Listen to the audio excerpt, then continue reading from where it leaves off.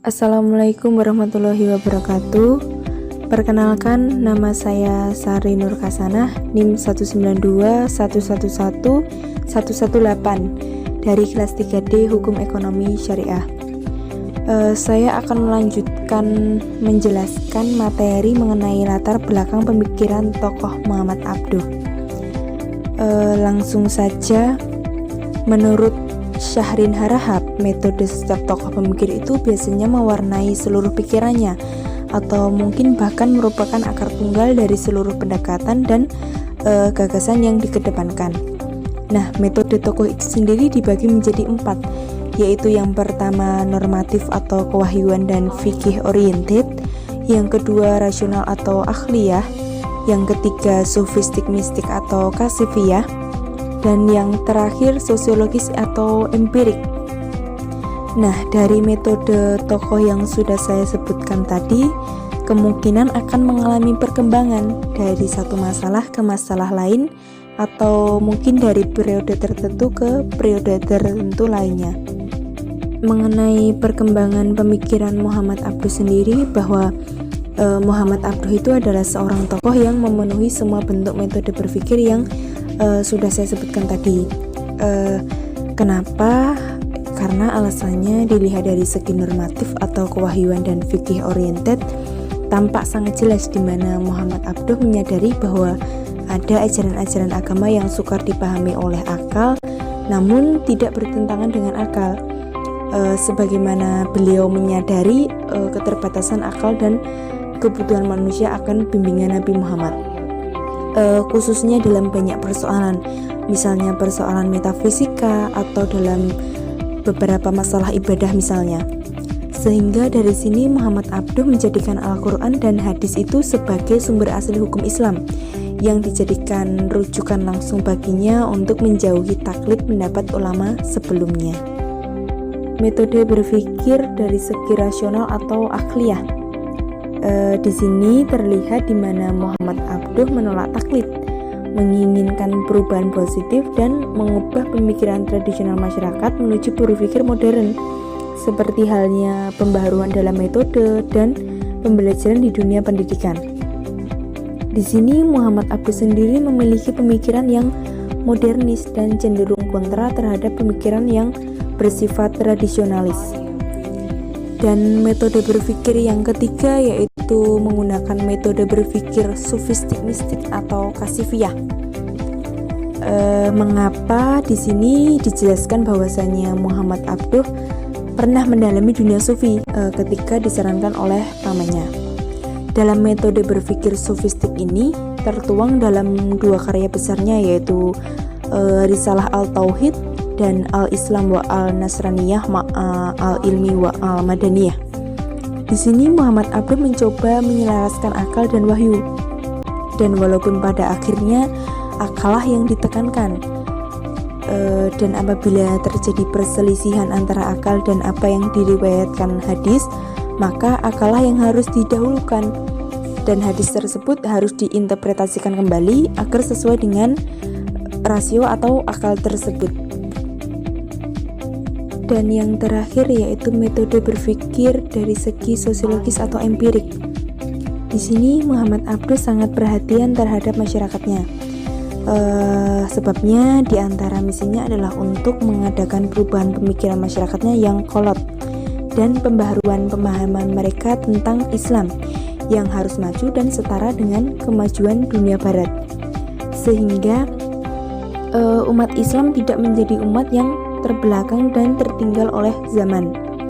Nah, lalu apakah latar belakang kehidupan Muhammad Abduh yang mempengaruhi perkembangan pemikirannya? Yaitu yang pertama, faktor sosial. Kondisi sosial Muhammad Abduh di Mahalat Nars, di mana ia dibesarkan itu betul-betul mengalami tekanan ekonomis dari rezim Muhammad Ali. Sistem politik Muhammad Ali ini menyebabkan rakyat Mesir mengalami pengusiran dan penindasan. Oleh karena itu, mereka lari dari pemerintahan otoriter yang menindas mereka. Faktor yang kedua yaitu dari segi sosial ekonomi. Misalnya saya ambil dari segi sosial ekonomi orang tuanya. Muhammad Abduh sendiri itu tergolong orang kelas menengah, terutama dalam hal pemilikan lahan pertanian. Nah, dari sinilah salah satu penunjang Muhammad Abduh bisa melanjutkan studinya dalam lingkungan yang lebih baik. Dengan adanya latar belakang sosial tersebut, memberikan pengaruh yang sangat besar dalam memainkan perannya dalam dunia berpolitik, perubahan, dan misi pembaharuannya. Yang mana salah satu orientasinya adalah mengangkat derajat masyarakat kelas bawah dan mengangkat kedudukan kaum perempuan, di mana pada saat itu perempuan sebagai golongan kelas 2 dalam masyarakatnya dan melawan sistem pemerintahan yang bersifat otoriter. Faktor yang ketiga yaitu dari segi politik, sosok Al-Afghani yang revolusioner yang secara serius itu memandang penting bangkitnya bangsa Timur guna melawan dominasi Barat dan menentang pemimpin Islam yang bertindak sewenang-wenang yang mengakibatkan kelumpuhan bagi umat Islam dan menyumbangkan pemerintahan yang otoriter tersebut nampaknya mempengaruhi perkembangan pemikiran Muhammad Abduh. Ya, walaupun demikian, seperti yang telah disinggung bahwasanya peran revolusi Abduh itu lebih identik dan lebih besar dari segi dunia pendidikan. Nah, dalam melancarkan perjuangannya itu memerlukan dukungan juga dari massa rakyat, sehingga di antara salah satu bentuk misinya, Muhammad Abduh mengatakan bahwa ilmu-ilmu modern yang merupakan rujukan utama Barat itu perlu diambil alih. Nah, peran Muhammad Abduh sendiri itu dalam bidang politik juga nampak dalam revolusi Urabi Pasha. Faktor yang keempat yaitu faktor kebudayaan. Dalam faktor ini sangat mempengaruhi perkembangan pemikiran Muhammad Abduh dalam perjalanannya menuntut ilmu ke beberapa tempat seperti yang telah disampaikan oleh pemateri pertama. Dan salah satu yang paling memberikan kesan dan pengaruh besar ketika Muhammad Abduh belajar tasawuf, di mana pada masa itu ia mengalami keguncangan hidup. Kenapa beliau bisa mengalami keguncangan hidup? Dikarenakan terputusnya dengan masyarakat. Dan setelah itu Muhammad Abduh berguru pada Syekh Darwis Qadir. Setelah itu ia terpengaruhi oleh pemikiran Al-Afghani. Ia juga terpengaruhi oleh Muqaddimah Ibnu Khaldun. Di sini Abduh mendalami kitab ini. Selain membahas tentang hubungan agama dan politik, ia juga membahas tentang khalifah, raja, pemerintahan, dan juga membahas pertumbuhan dan perkembangan masyarakat. Serta beliau juga membahas tentang watak bangsa-bangsa dalam menghadapi kemajuan peradaban. Serta dengan pengaruh Muqaddimah Ibnu Khaldun itu, Muhammad Abduh berpikir secara objektif dan analisis realitas sosial. Dengan demikian, jelas bahwasanya pemikiran Muhammad Abduh mengalami perkembangan yang sangat signifikan, khususnya setelah banyak menimba ilmu dari Al-Afghani yang berpikiran modern dan setelah mendalami Muqaddimah Ibnu Khaldun, sehingga Abduh dapat memberikan pengaruh positif kepada masyarakat dan mahasiswa lainnya untuk menjadi agen perubahan. Nah, hal istimewa apa yang diberikan Al-Afghani itu yaitu berupa semangat bakti dan jihad untuk memutuskan rantai kekolotan dan pemikiran yang bersifat tradisional, serta mengubahnya dengan cara berpikir yang lebih maju seperti yang sudah saya singgung di awal.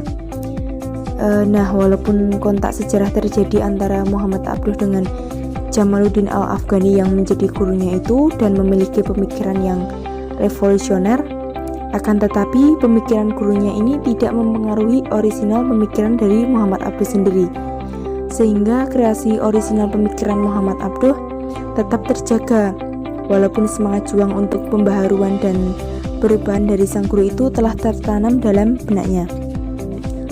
Hal ini dibuktikan di mana Muhammad Abduh lebih cenderung menjadi seorang pemikir dan pendidik, sehingga perubahan dan pembaharuan yang dilakukan Muhammad Abduh dilakukannya lewat pendidikan dan budaya, dan bukan revolusi seperti halnya yang dilakukan oleh gurunya. Perkembangan pemikiran Muhammad Abduh juga terlihat dalam bidang keilmuan dan di dalam dunia pendidikan. Menurut Abduh, ilmu-ilmu modern perlu dimasukkan ke Universitas Al-Azhar. Kenapa? Karena agar ulama-ulama di sana mengerti kebudayaan modern dan mampu mencari penyelesaian yang baik bagi persoalan-persoalan yang timbul di zaman modern seperti sekarang ini. Al-Azhar sebagai universitas agama Islam dapat maju jikalau di dalamnya itu dimasukkan ilmu pengetahuan modern, dan juga sebaliknya, misalnya sekolah-sekolah negeri yang didirikan untuk mendidik tenaga administrasi, militer, kesehatan, dan perindustrian dapat lebih kuat dan maju apabila di dalamnya itu dimasukkan ilmu pengetahuan agama. Jadi dengan ide tadi yang sudah saya bacakan menjadikan jurang pemisah antara golongan ulama dan golongan ahli ilmu modern dapat diperkecil. Perkembangan pemikiran Muhammad Abduh tersebut menjadikannya sebagai pembaharu dan penentang kekolotan serta taklid pendapat para ulama terdahulu. Di mana mengenai masalah hukum, menurut Abduh jiwa atau roh hukum Islam itu adalah ijtihad. Tanpa adanya ijtihad, hukum Islam tidak memiliki daya menghadapi kehidupan masyarakat yang selalu berkembang. Nah, hukum Islam yang ditetapkan oleh ulama di zaman klasik menurut Abduh tidak sesuai lagi diterapkan pada zaman sekarang. Kenapa begitu? Ya, karena suasana umat Islam telah jauh berubah. Oleh karena itu, hukum-hukum fikih tersebut perlu disesuaikan dengan keadaan modern pada zaman sekarang. Nah, dengan cara apa untuk menyesuaikan hukum itu? Ya, dengan situasi modern seperti ini perlu diadakan interpretasi baru, dan untuk ini pintu ijtihad perlu digalakkan lagi. Cukup sekian penjelasan dari saya. Apabila ada salah kata, saya mohon maaf. Wabillahi taufiq wal hidayah. Wassalamualaikum warahmatullahi wabarakatuh.